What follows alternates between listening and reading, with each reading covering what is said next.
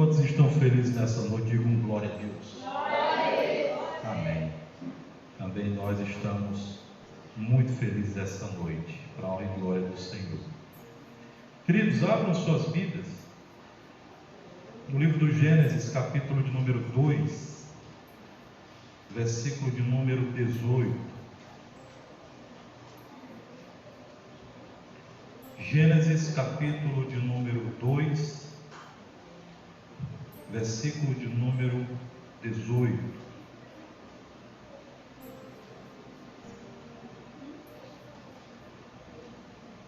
Gênesis, capítulo de número 2, versículo de número 18. Faremos hoje duas leituras, mas ambas são bem próximas uma da outra. Quem encontrou diz amém. Verso 18 diz assim, somente a parte B: não é bom que o homem esteja só. Agora vá para Gênesis capítulo 1, versículo de número 27. E aí do lado?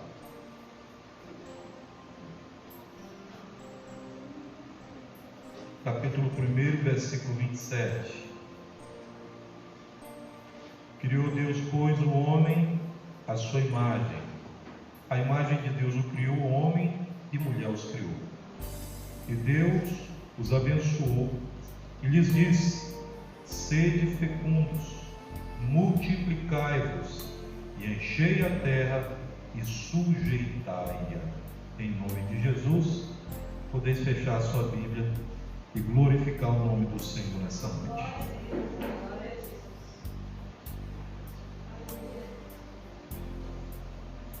Amados irmãos, hoje é um culto denominado da família. A maioria dos pastores, a maioria das igrejas, elas colocam a igreja como uma família. O que é uma família? Será que é só quando pessoas se juntam no mesmo lugar e moram juntas, isso é família? Será que família é quando as pessoas se juntam num bar e são amigos de colo? Eles podem dizer que isso é uma família? Será que família é então quando as pessoas se juntam e vão passar um domingo, na beira de um campo de futebol, enfim? Será o que é família então? O conceito de família, eu quero ler para vocês, que diz o seguinte: a família, ela representa a união entre pessoas que possuem laços sanguíneos de convivência e baseados no afeto. Segundo a Constituição brasileira, o conceito de família abrange diversas formas de organização fundamentadas na relação afetiva entre seus irmãos. Família é um grupo de pessoas que se gostam e vivem juntas. Isso é o conceito mais básico de família.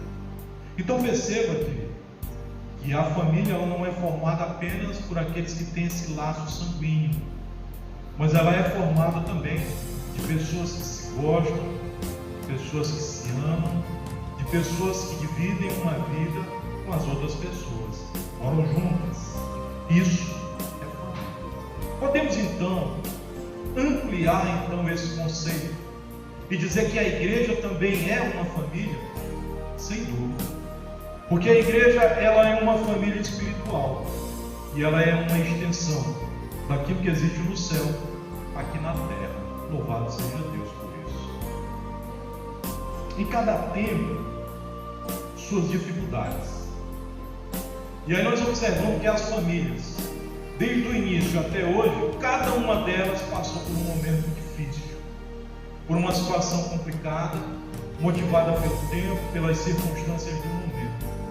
A grande palavra do Senhor, ela diz para o homem de forma imperativa: multiplicai-vos, enchei a terra. E no capítulo 2 ele vai dizer então que o homem ele estava só e não era bom que ele estivesse só. Então perceba, no primeiro capítulo ele diz para que o homem multiplique-se, ele enche a terra, e no segundo capítulo ele diz que não é bom que o homem esteja só. E a partir do segundo capítulo, entra então naquela vida solitária que era a vida de Adão, a mulher. E a mulher, ela vem não simplesmente para tirar a solidão de Adão apenas, mas ela vem para ser uma adjuntora, ela vem para ser uma amiga. E no meio da família, o que nós mais buscamos é de fato afeto, amor, carinho, cumplicidade, sinceridade, enfim, todos os atributos que são inerentes a um servo de Deus. E aquilo que a palavra do Senhor ela nos tem ensinado para sermos na terra dos homens. Nós buscamos essas coisas. No entanto, o que nós observamos hoje, principalmente hoje, é que isso não tem existido dentro dos lares. E quando eu digo lares, eu não estou falando apenas das famílias seculares, mas eu coloco então a família secular das pessoas que não conhecem a Cristo e das famílias cristãs também.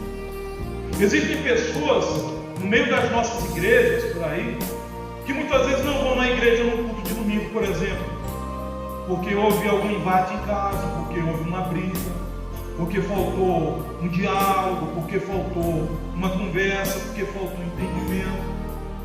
Muitas vezes os jovens não participam de alguma coisa na igreja porque talvez o pai ou a mãe não tenham um entendimento de permitir-lhes que eles estejam na igreja. São várias situações. Isso aqui não estou dizendo que é só isso, mas são várias situações. Em cada família existe algo que pode ser melhorado. Em cada família existe alguma coisa que pode ser transformada. Eu não sei aquilo que deve ser transformado na tua casa, mas eu tenho certeza absoluta que se você tivesse o poder para transformar com passe de mágicas, você o faria. Então por que é que nós não buscamos essa transformação? Aí é onde entra uma questão que é muito temerosa, na verdade. Sem julgamento, claro. Entra uma questão chamada orgulho. O orgulho é aquilo que tem matado as nossas famílias hoje. Orgulho. Um pai que não abraça um filho que não abraça uma mãe, um amor que deveria ter, mas não existe, um diálogo que deveria ter, mas não tem, uma conversa de pai para filho que não existiu jamais, uma conversa de mãe para filha que também não existiu.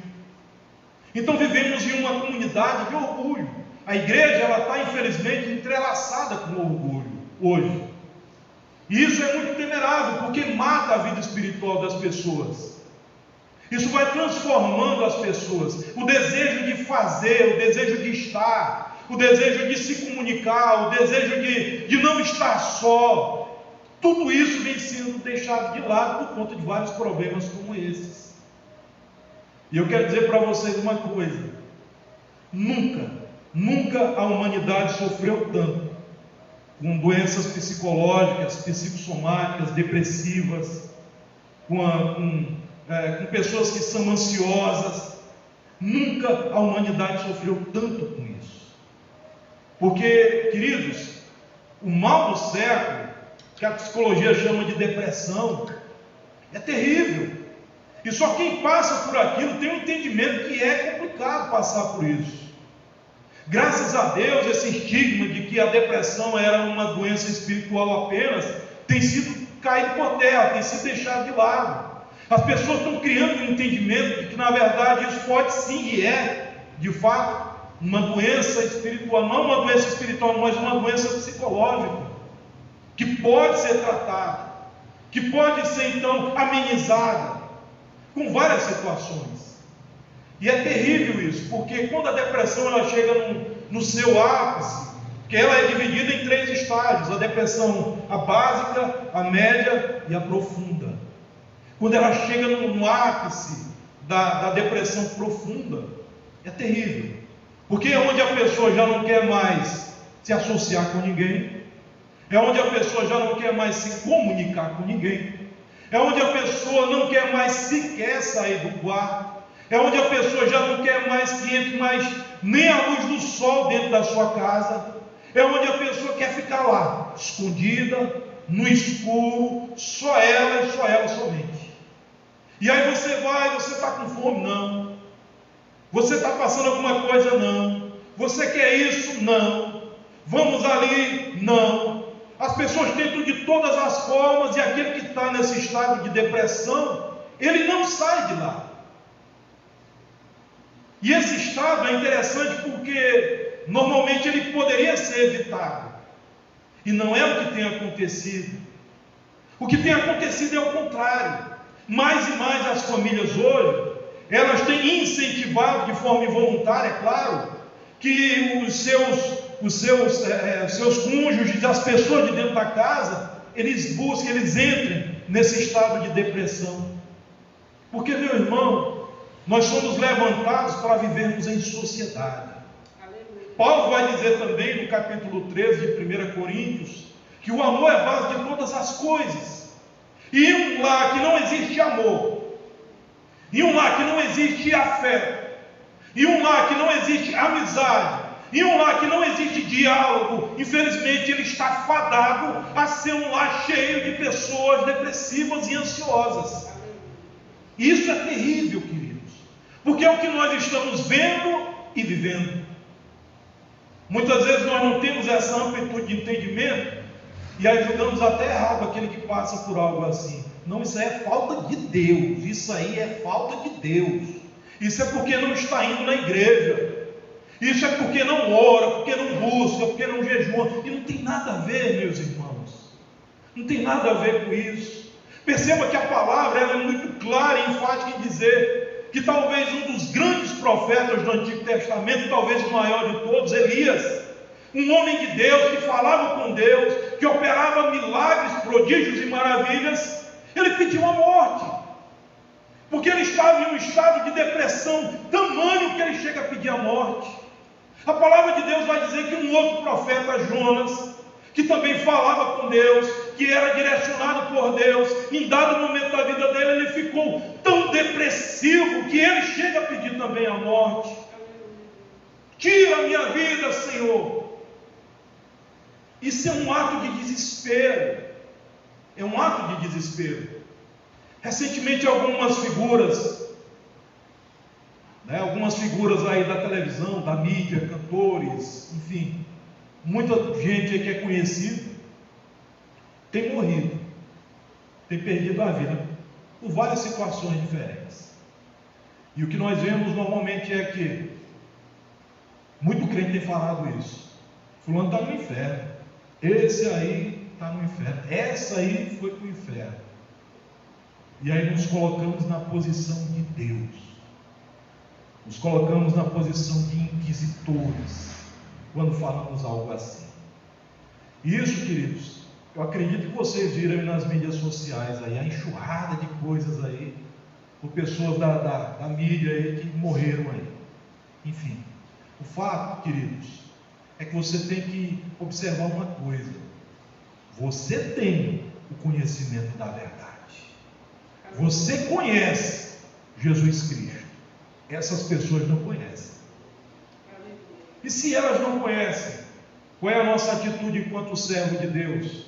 Orar para que conheçam. E se morreram sem conhecer, quem julga é Deus, não somos nós. Deus é que julga. Algum tempo atrás, eu acredito que no ano passado, no ano atrasado, não recordo direito, faleceu um jovem que era cantor. Ele estava no avião e faleceu. O avião caindo e ele morreu. A enxurrada de crente que a gente viu naquela oportunidade, colocando, julgando, que ele estava no inferno, não foi brincadeira. Para todo lado a gente via isso. E aí eu pergunto para vocês: você sabe se realmente ele foi para o inferno? Você não sabe o que aconteceu entre aquilo que estava ocorrendo lá até a queda. A gente não sabe. A palavra de Deus ela vai dizer que Jesus Cristo ele ficou colocado no meio entre dois ladrões. Um dos ladrões se converteu ali na cruz. Esse ladrão, ele não foi batizado em águas, esse ladrão não fez uma outra obra a não ser a de aceitar a Cristo, e esse ladrão não ceiou, ele não cercou a mesa do Senhor. Pergunto para vocês, aonde está esse ladrão hoje? Tenha plena convicção de que ele está em um local melhor do que nós agora. Então por que é que Deus, ele não poderia salvar alguém assim, que teve tempo, inclusive, para pensar suas coisas, suas ações? Eu não julgo, querido, porque o que me importa, na verdade, é a minha salvação primeiro, e como pastor de vocês. A salvação, ela é individual, amém? A salvação, ela é individual. No entanto, embora ela seja individual, você tem sim obrigações com a salvação daqueles de dentro da sua casa. Aqueles que são pais e mães têm obrigação para com os filhos. Não, está de maior, completou 18 anos, agora é com ele. Ei, não faça isso. A partir do momento que um pai e uma mãe, eles abrem mão, eles abdicam do direito sobre o filho, queridos, o filho já está perdido. Você abriu mão, é herança, e a palavra de Deus diz que é herança. No texto introdutório de hoje, lá no Salmo de número 127, diz que os filhos são herança de Deus. Então, se o teu filho é herança de Deus, por que é então que você vai abrir mão dele? Abrir mão, eu digo no sentido de orar, no sentido de cuidar, de tratar, no sentido de conversar, de interceder, de direcionar, de dar uma palavra amiga, e não dar aquele tipo de palavra que mata qualquer um. As famílias não são chamadas para isso, e os pais não estão na posição para isso também. O que nós observamos, queridos, é que essa falta de amor tão grande hoje, tão de forma desnecessária dentro dos nossos lares, tem afastado os filhos dos pais. E aí o pai ou a mãe vai reclamar com quem? Um pastor, claro. Pastor, me ajude. Ajudo. Mas e você? Vai se ajudar também? Pastor, ore por mim. Oro. Mas e você? Já está orando também? Porque uma coisa é eu pedir ajuda, uma coisa é eu pedir oração, a outra coisa é eu pedir ajuda para me ajudar e eu já estou me ajudando. Ou eu pedir uma oração e eu já estou orando. A igreja, ela tem que sair, meus irmãos, desse sentimento de pequenez tão grande. Isso é um sentimento de pequenez tão grande, que a igreja não quer orar por si. E a palavra de Deus, ela é muito clara, queridos, que nós aqui na terra, nós somos sacerdotes. Do teu lar, você é o sacerdote. Então no teu lar você pode sim levantar a mão, estender a mão sobre a tua casa, sobre o teu filho, profetizar uma vida boa para ele, profetizar uma vida boa para ela, interceder. Senhor, olha pela minha casa. Não é necessário que alguém esteja contigo para fazer isso. Nós temos que esquecer, meus irmãos, essas coisas que foram ensinadas no passado, que tem que ter um pastor, tem que ter um apóstolo, um bispo, alguém para a tua oração ter validade. E é justamente o contrário. Você tem livre acesso ao trono da graça de Deus. Você pode chegar diante do Senhor. Você é um sacerdote dentro do teu lar. Estava conversando alguns anos atrás com alguns amigos pastores, e eles conversando sobre culto doméstico. Culto doméstico era uma coisa que se fazia muito antigamente, mas hoje já não se faz. Se fazia muito, mas hoje já não se faz. Tinha um grande evangelista,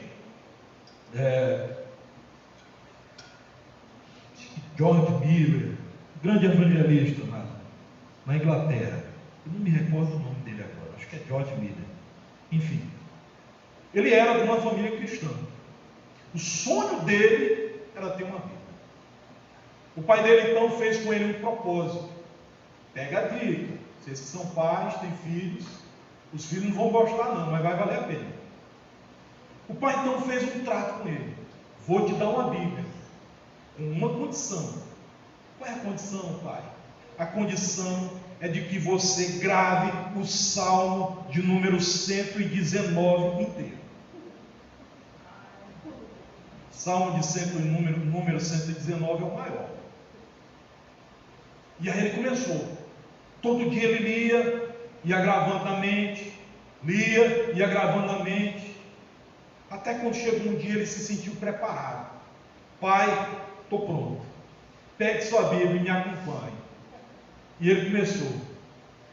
E foi lendo, e foi recitando e recitando. Quando chegou no final, ele disse para o pai: finalizei. O pai, então está aqui a sua Bíblia.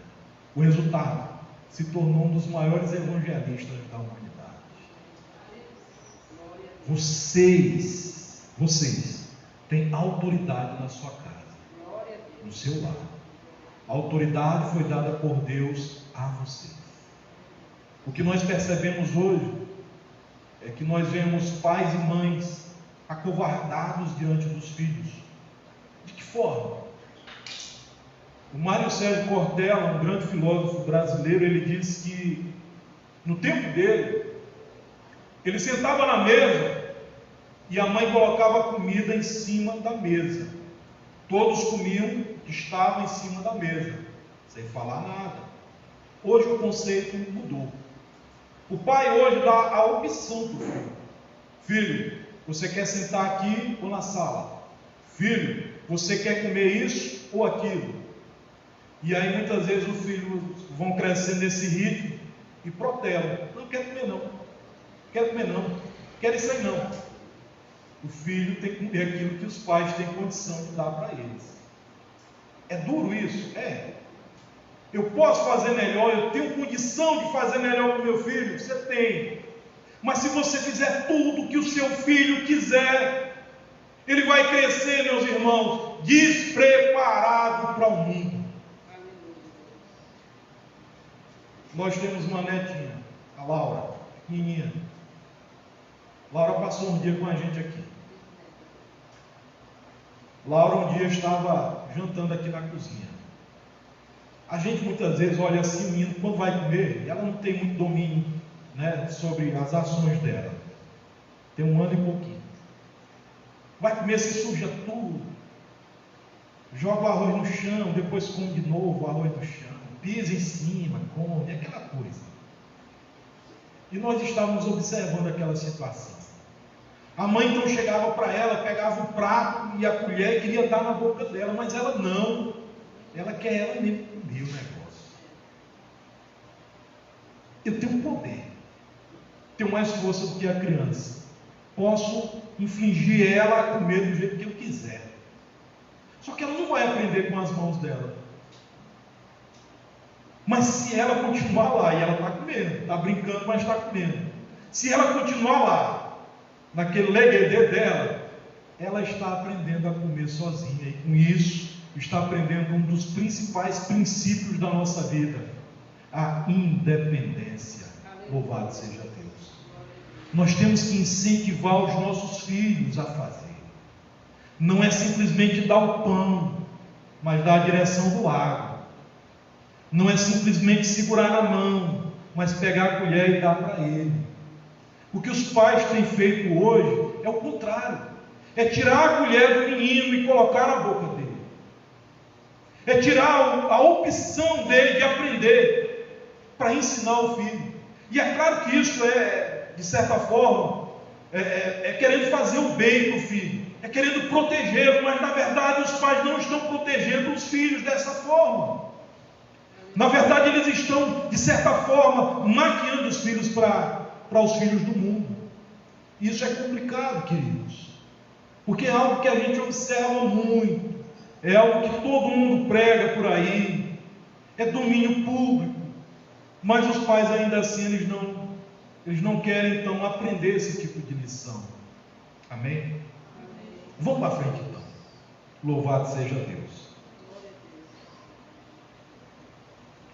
Mateus capítulo 6, verso 34 diz: portanto, não vos inquieteis com o dia de amanhã, pois o amanhã trará os seus cuidados.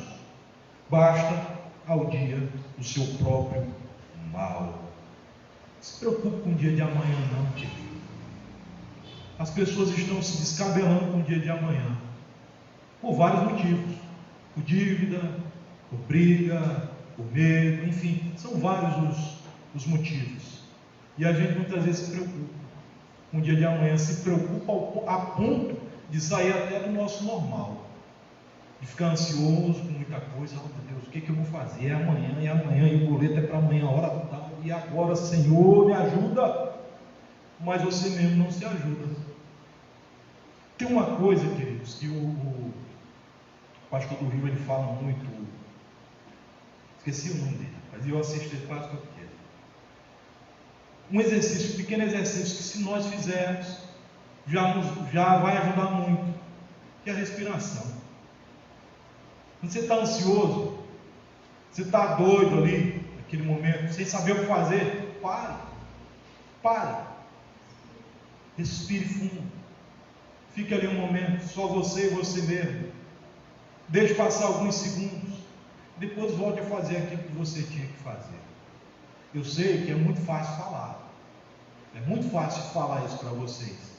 O difícil é no momento da ansiosidade ali, naquele momento ali de embate com você mesmo, você fazer isso. Mas procure fazer, queridos.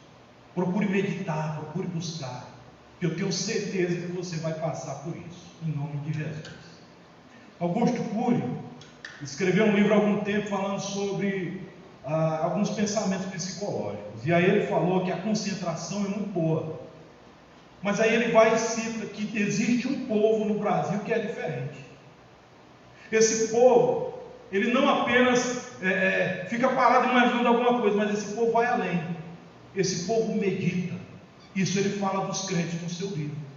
E eu penso que nessa época ele não era ainda um cristão, ainda era um ateu. Mas ele já falava naquele período que o ato de você meditar não é você ficar com 2 dedinhos assim fazendo não é isso.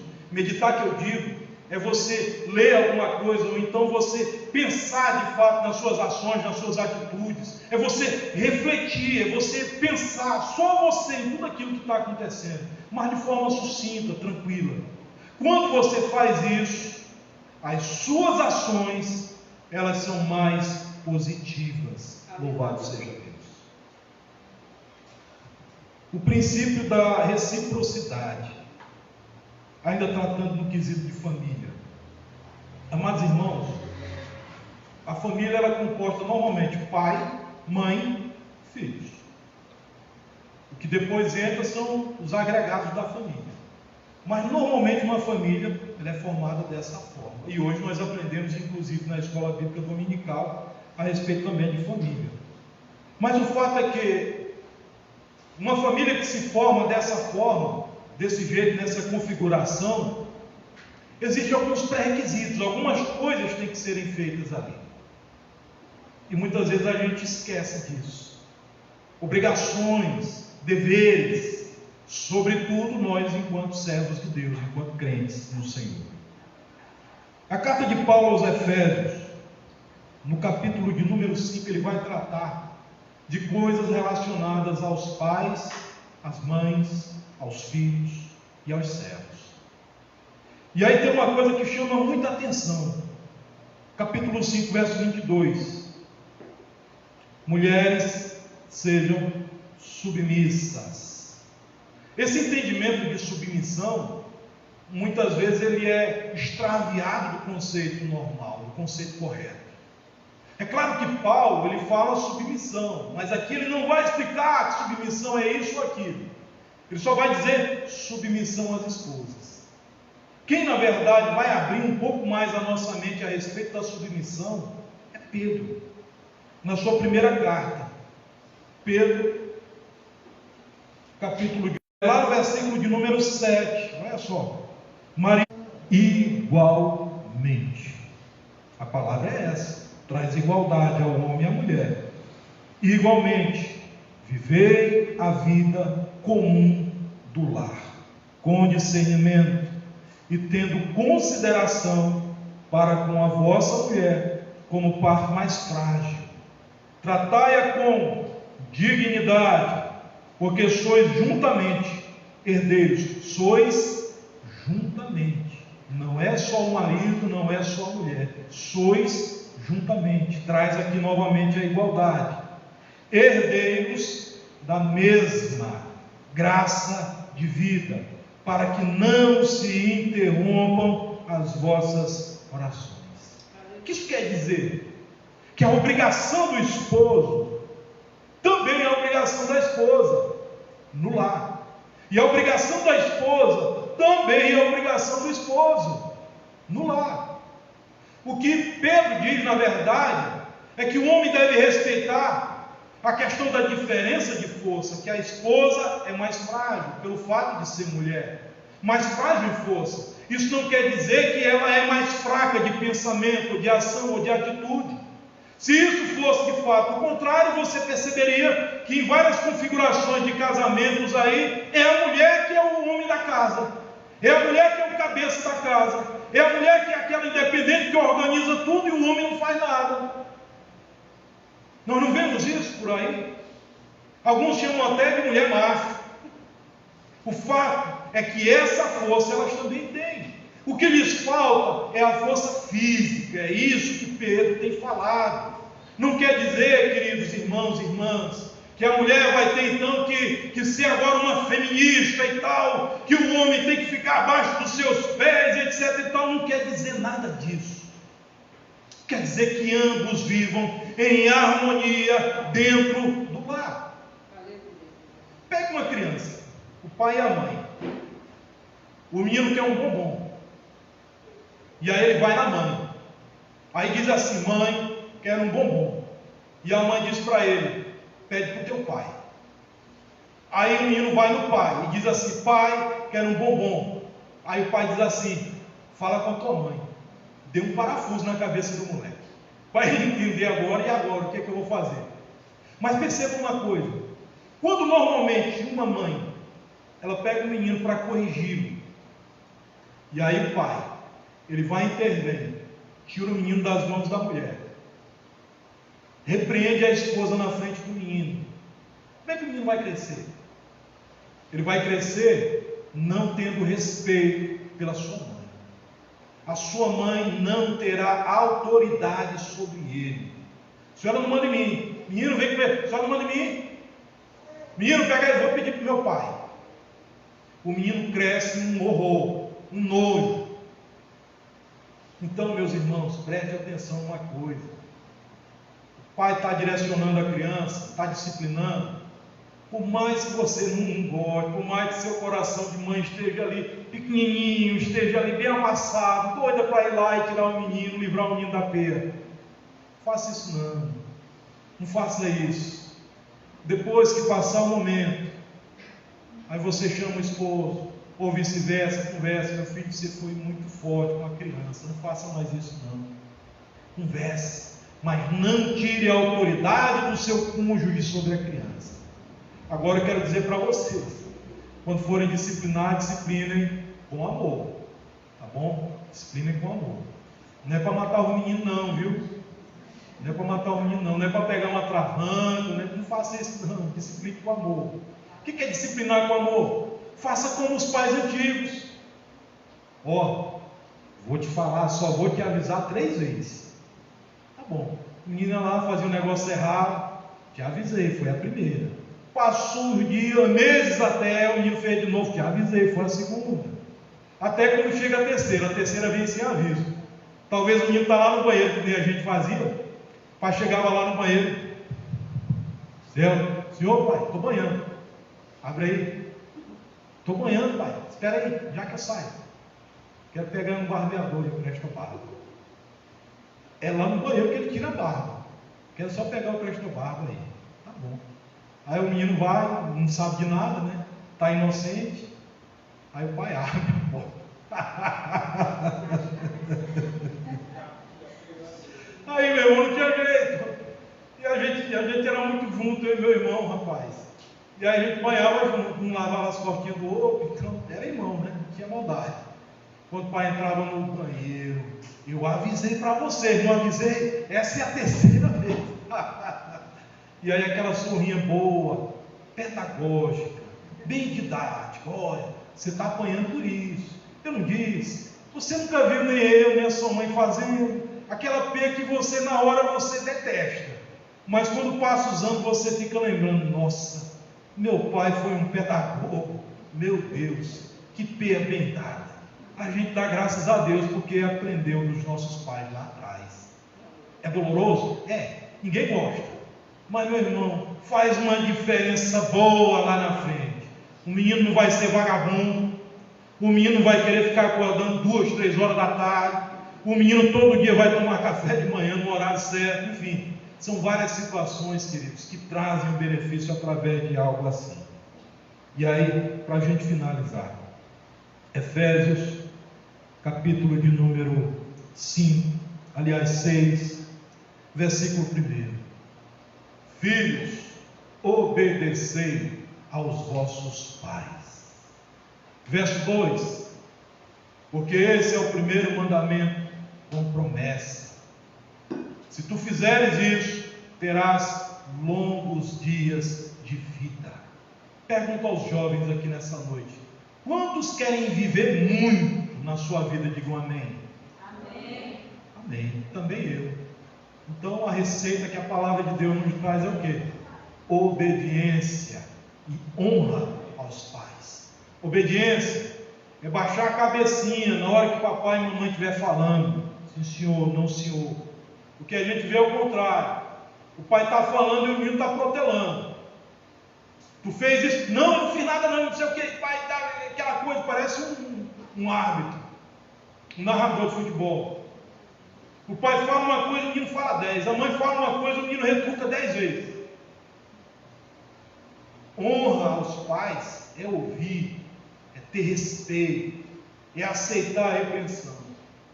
Às vezes, eu sofri algumas injustiças quando eu era moleque, porque meu irmão era muito peralta e eu não era tanto. Não é que eu fosse santo, nunca fui, mas eu não era tão quanto ele. Ele me botava no bolso. E aí, quando acontecia alguma coisa com ele, normalmente o pau que canta para Chico canta para Francisco, não é assim? Então, quando acontecia alguma coisa para ele, vai respinar naquele que está mais próximo. E era eu. Não tinha nada, eu não estava devendo, nem nada. E aí meu pai chegava e pegava nós. Mas nenhuma situação dessas eu falava, eu protelava. Jamais fiz isso com ele. Sabia que não tinha feito nada para apanhar. Apanhava injustamente, mas apanhava. E não protelava, não falava. Por quê? Respeito, honra aos pais. É dar o valor aos seus pais, o devido valor aos seus pais. Dar devido valor aos pais não é simplesmente ouvir quando ele fala, não é só isso. Dar valor aos pais é fazer aquilo que alegra os pais. Tem uma louça suja lá depois do almoço. Vai lá, meu irmão, lave, não vai cair a mão não. A casa está suja. A ferramenta está lá no canto. Pega a vassoura, vá à casa. Não vai cair o braço não. A mãe chegou em casa cansada. Faça comida, querido. Faça um jantar, faça um almoço. Você não vai morrer não se você fizer isso. A mãe está sentada lá cansada, o pai cansado lá. Leve um cafezinho na mão, leve uma aguinha. Tenho certeza que você vai ganhar vários pontos com isso. Cuidem dos seus pais, jovens. Cuidem dos seus pais. Honrem eles. Obedeçam eles. Sejam ali filhos que qualquer pai, qualquer mãe gostaria de ter. Porque se você fizer isso, você vai prolongar os seus dias na terra.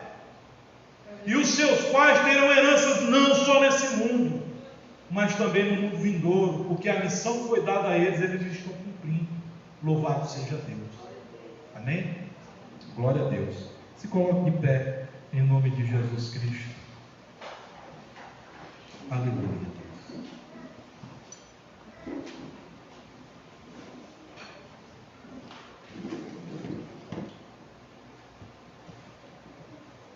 Quantos creem que Deus está aqui nessa noite? Glória a Deus. Também eu creio assim. Então nós vamos fazer uma oração voltada para a sua casa. para a sua família, para os seus filhos. Eu quero que você feche os seus olhos. Se volte lá para o teu lar. Não pense em nada de problemas agora. Não pense no trabalho que vai iniciar amanhã, segunda-feira. Eu quero que você visualize apenas a tua casa, os teus filhos, a tua família. Visualize o melhor que você deseja para eles: a saúde, o sucesso, a prosperidade, em nome de Jesus Cristo. Comece então a falar com Deus agora. Apresentar os filhos, apresentar os esposos, apresentar as esposas, aqueles que são solteiros, apresentar a tua vida familiar, em nome de Jesus Cristo, porque Deus ele vai te ouvir. Na verdade, Deus ele espera te ouvir. Ele está em busca de verdadeiros adoradores. Ele está em busca daqueles que buscam a presença dele.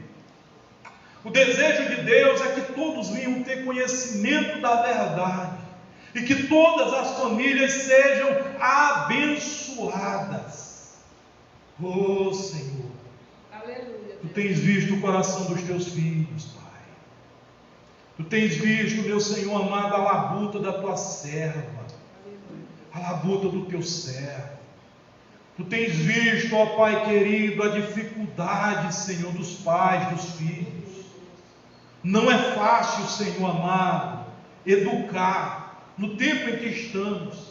Não é fácil, Pai querido, direcionar no momento em que nos encontramos. A sociedade, Pai querido, está perdida, Senhor. A sociedade que vivemos hoje está totalmente deturpada. Pai querido, o conceito de família está sendo modificado, Pai. Mas eu te peço em nome de Jesus Cristo. Eu uno a minha oração com a oração de cada pai aqui nessa noite, de cada mãe, de cada filho aqui, Senhor. E peço a tua intervenção sobre o nosso lar, a tua intervenção sobre a nossa casa, Senhor. O teu cuidado, Senhor. Deus bendito, olhai, Senhor, pelas famílias, Pai. Olhai pelos lares, ó Deus. Livrai-os de toda influência que não provém de ti. Livrai-os de tudo aquilo, Senhor, que é ilícito aos teus servos. Ensina-nos, ó Senhor Jesus, a fugirmos da aparência do mal. Nos fortalece diante do inimigo, Pai. O inimigo de nossas almas, que assola a nossa integridade espiritual. Santo Deus, amado Pai, dai direção à tua serva, Senhor, para que ela, assim como Pedro nos ensina, Pai, ela possa ganhar o seu esposo no silêncio. Oh Senhor Jesus, olhai pelos teus servos, olhai pelos teus filhos, olhai pela tua igreja, que é a família de Deus na terra dos homens. Livra-nos, Senhor, de todo mal. Livra-nos, meu Pai, de nós mesmos, Senhor.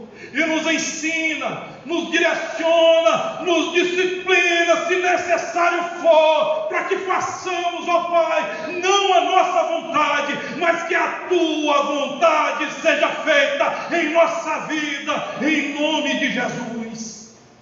Abençoa, Senhor, a casa de cada um deles. Protege seus lares, em nome de Jesus Cristo. Protege a sua casa e que o teu nome seja glorificado em nome de Jesus. Aplauda ao Senhor em nome de Jesus. Podem sentar, queridos.